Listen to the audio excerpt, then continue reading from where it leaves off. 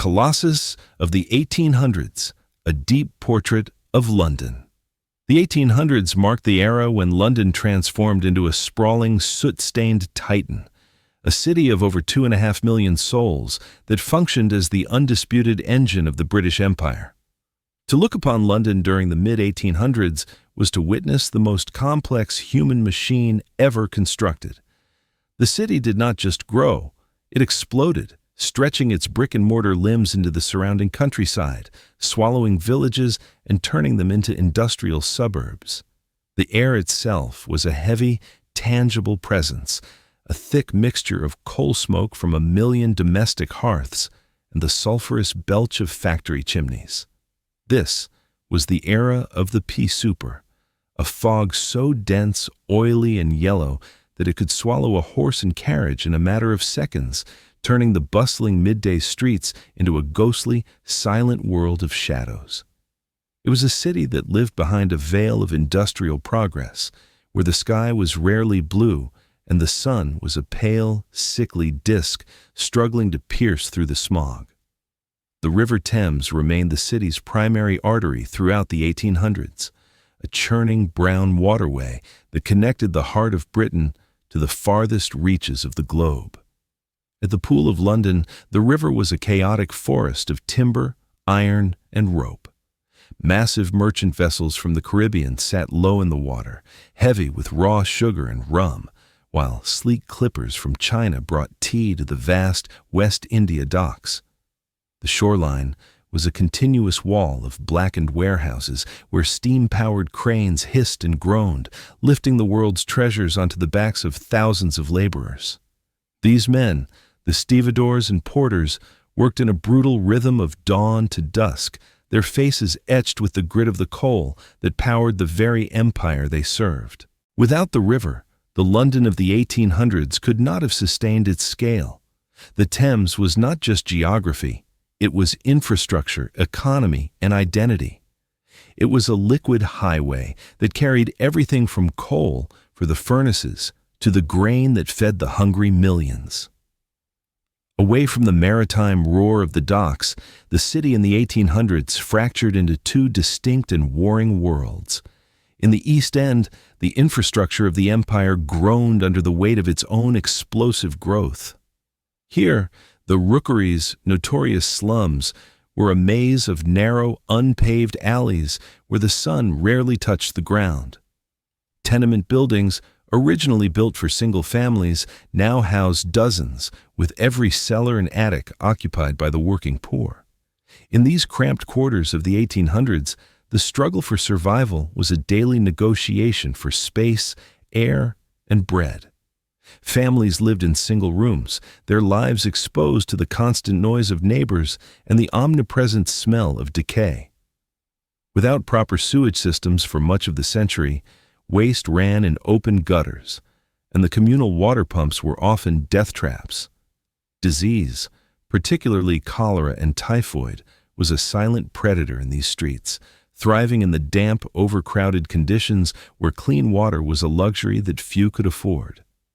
Life for the children of the 1800s in these districts was particularly harsh. Some, no older than 7, worked as mudlarks, wading into the freezing, toxic mud of the Thames at low tide to find scraps of iron, coal, or rope to sell. Others worked as crossing sweeps, frantically brushing the horse manure and mud from the paths of wealthy pedestrians in hopes of a copper penny. The factories and workshops of the East End produced the very goods that fueled London's trade textiles, furniture, and machinery, but the people who made them lived on the edge of starvation.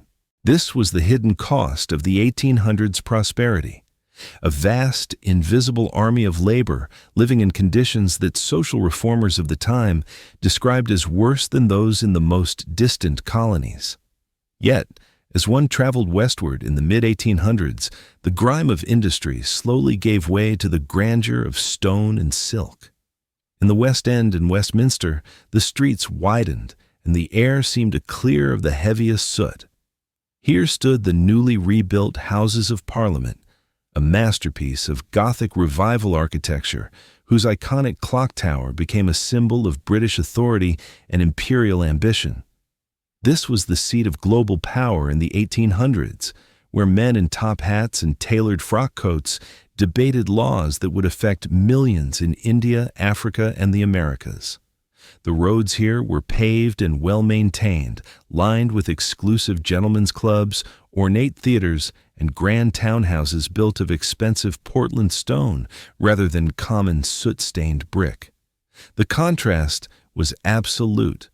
While the East End labored in the shadows of the factories, the West End moved to the refined rhythm of political intrigue, high fashion, and high society. Movement defined London in the 1800s, but it was a movement of constant struggle. The city was a beehive of motion, and its transport system struggled to keep up with the overwhelming demand. On any given afternoon, a major thoroughfare like Fleet Street or Cheapside was a crowded scene filled with horse-drawn omnibuses, heavy delivery carts, private carriages, and thousands of pedestrians all competing for a few inches of space. The sound was deafening.